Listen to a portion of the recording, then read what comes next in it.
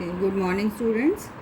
तो ये जो हम इलेक्ट्रिकल डिवाइसेस कर रहे थे, एसी जनरेटर हमने डिस्कस कर लिया था, ट्रांसफार्मर हमने करना था। तो ट्रांसफार्मर क्या है, जैसे कि बताया था, it is a device which is use for changing the AC voltages. जो डिवाइस एसी वोल्टेज को चेंज कर दे, कम भी कर दे और ज़्यादा भी कर दे। घरों में कभी कभी जब वोल्टेज पीछे से लो होती है तो हमारा एसी का जो ट्रांसफार्मर है वो उसको पूरा बढ़ा के दे रहा होता है ना। तो ऐसी डिवाइस क्या है, ट्रांसफार्मर है। तो accordingly we have two types of transformer. एक होता है स्टेप अप ट्रांसफार्मर जो वोल्टेज को इंक्रीज़ कर सकता है, और दूसरा होता है स्टेप डाउन वोल्टेज जो वोल्टेज को डिक्रीज़ कर सकता है। ठीक है। अब what is the principal?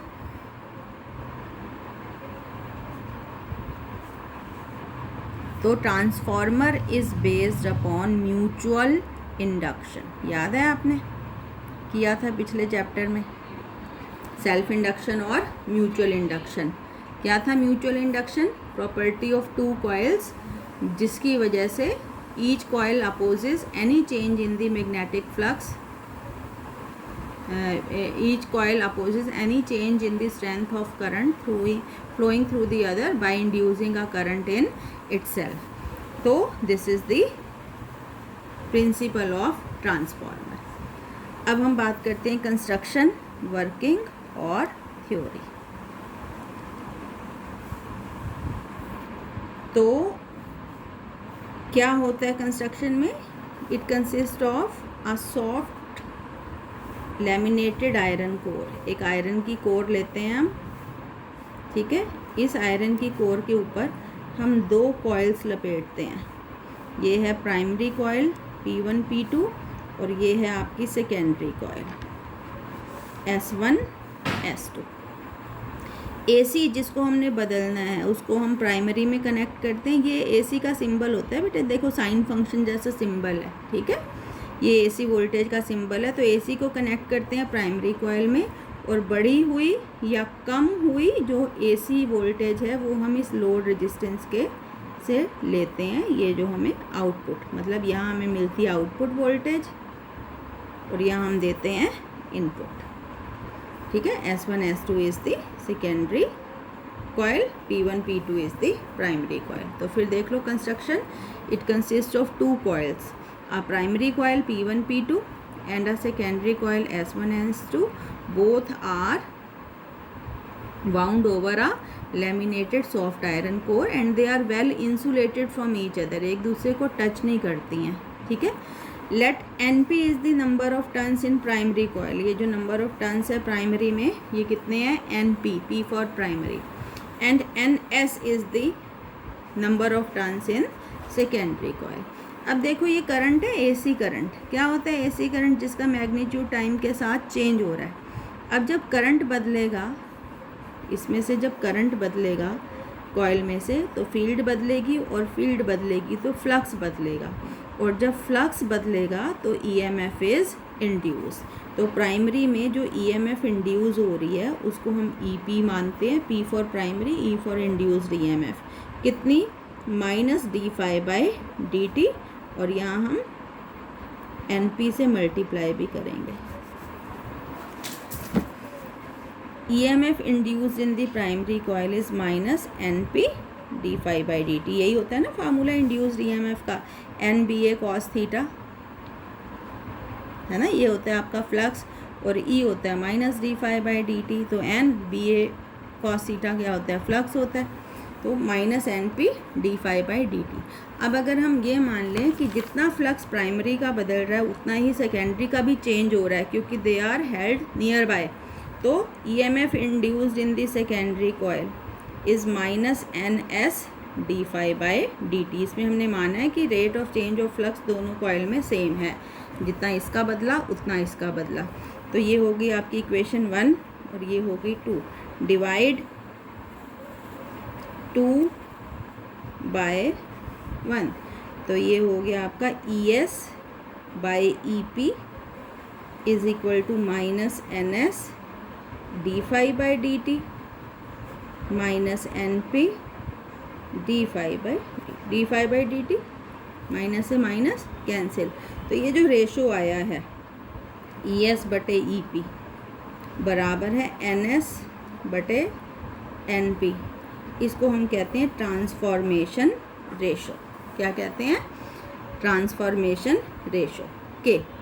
Step up transformer के लिए के की वैल्यू 1 से बड़ी होती है, ठीक है, जो ट्रांसफार्मर वोल्टेज को अप करता है। फॉर स्टेप अप के जो होता है वो 1 से बड़ा। के 1 से बड़ा कब होगा? जब NS NP से बड़ा होगा और ES EP से बड़ा होगा।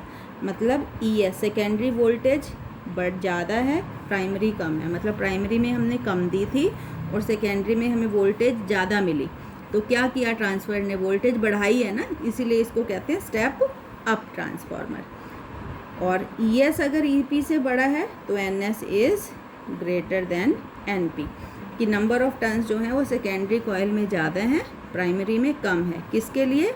स्टेप अप ट्रांसफार्मर के लिए। तो अगर कोई स्टेप अप ट्रांसफार्मर बनाना कहे तो प्राइमरी में कम टर्न्स बनाओ और सेकेंडरी में नंबर ऑफ टर्न्स ज़्यादा बनेंगे। तो this is the step up transformer. For step down transformer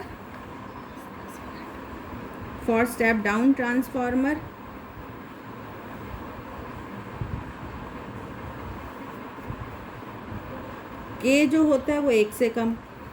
के लेस देन 1 का मतलब है कि ES कम होगा EP से, कि हमें सेकेंडरी में वोल्टेज कम मिली, प्राइमरी में हमने ज़्यादा दी।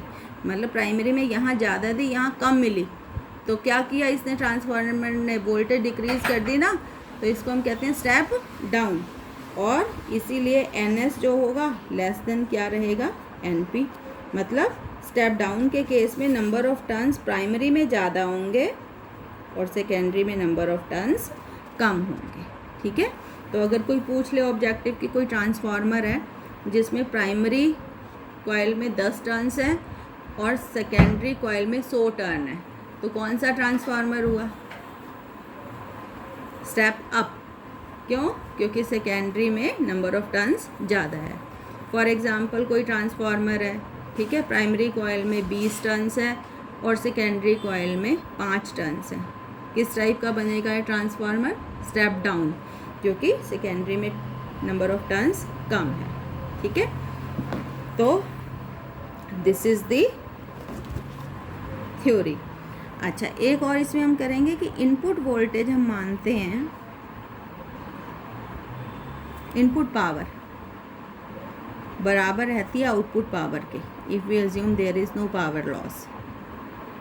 अब बेटे पावर जो होती है P, वो होती है वोल्टेज इनटू करंट। क्या होती है? Voltage into current. तो इनपुट की पावर, इनपुट मतलब प्राइमरी की पावर, प्राइमरी की वोल्टेज सपोज EP है और करंट है आपका IP, तो पावर कितनी हो गई? EP IP। और सेकेंडरी की वोल्टेज ES है और पावर करंट कितने? IS, तो पावर होगी ES IS। तो इनपुट पावर होगी EP IP और ये हो गई आपकी ES IS। तो EP या आप लगा लो ES बटे EP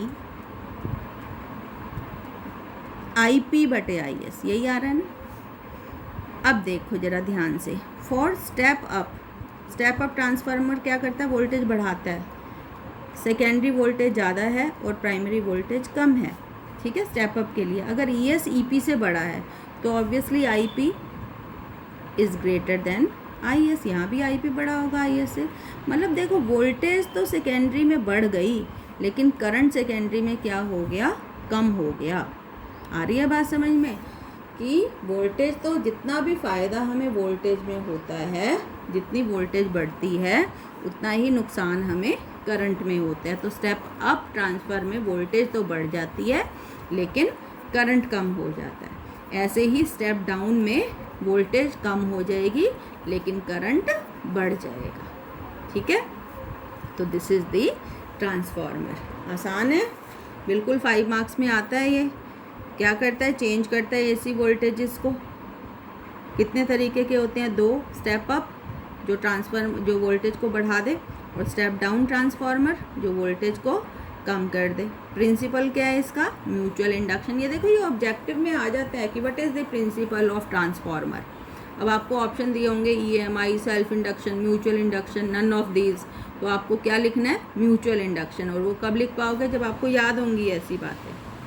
ठीक है। कंस्ट्रक्शन क्या है आपकी? कंस्ट्रक्शन में ये आपकी प्राइमरी कॉइल है और ये आपकी सेकेंडरी कॉइल है। ठीक है। प्राइमरी कॉइल और secondary coil are wound over a laminated soft iron core. AC जिसको हमने कम या ज़्यादा करना है उसको प्राइमरी के अक्रॉस कनेक्ट करते हैं, और बढ़ी हुई AC या वोल्टेज जो है हमें वो कहाँ मिलता है? लोड के अक्रॉस। ठीक है, जो हमने सेकेंडरी में कनेक्ट किया।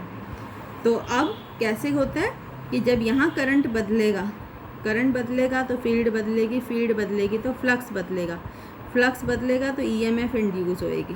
ठीक है, EMF इंड्यूस होएगी तो करंट चेंज होएगा। अगर इसका होगा तो अगेन इसमें EMF इंड्यूस होएगी because of the mutual induction. ठीक है, तो ये हमने इसका मैथमेटिकल पार्ट किया, ट्रांसफॉर्मेशन रेशो आया, और ये इनपुट और आउटपुट। अब है बेटे एनर्जी लॉसेस। अब ये तब लिखने हैं जब आपको अलग से पूछे हों।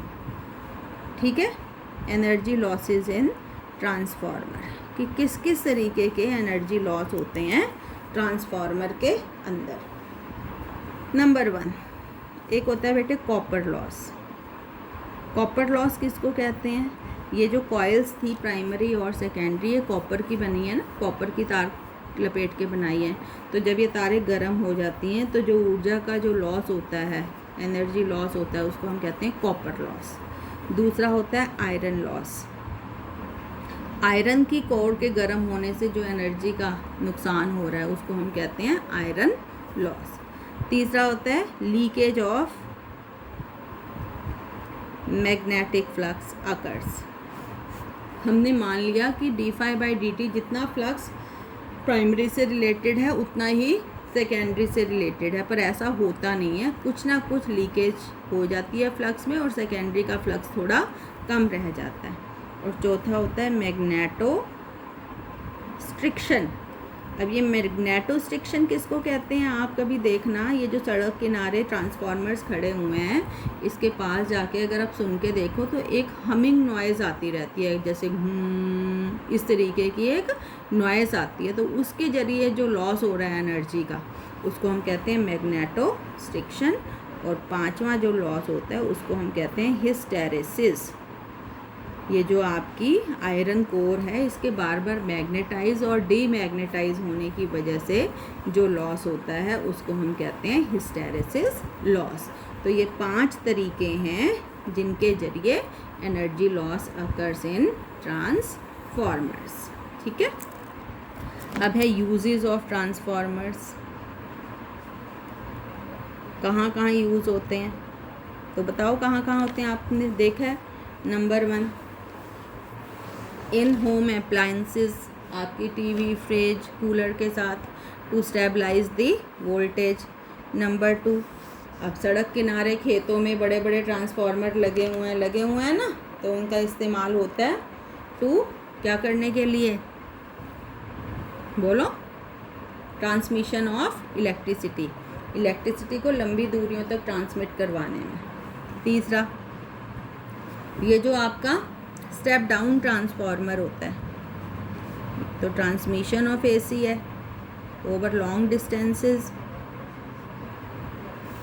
होम अप्लायंसेस में टू स्टेबलाइज द वोल्टेज। और स्टेप डाउन ट्रांसफार्मर जो है वो वेल्डिंग के लिए, ये जो वेल्डिंग होती है ना आपकी, इसमें कौन सा ट्रांसफार्मर यूज़ होता है? Step down. क्यों भाई? स्टेप डाउन में वोल्टेज हो गई करंट कम है ना, ES ज़्यादा है, EP कम है। अब वोल्टेज अगर कम हो गई, वोल्टेज कम होती है तो करंट बढ़ता है, याद है ना। और जो हीट प्रोड्यूस होती है उसका फार्मूला होता है I²RT। I होता है करंट, R होता है रेजिस्टेंस और T होता है टाइम। तो अगर करंट बढ़ गया तो हीट प्रोड्यूस भी बढ़ जाएगी, इतनी बढ़ जाएगी कि वेल्डिंग के काम आएगी। ठीक है, तो this is the uses of transformer. अब एक नोट है बेटे इसमें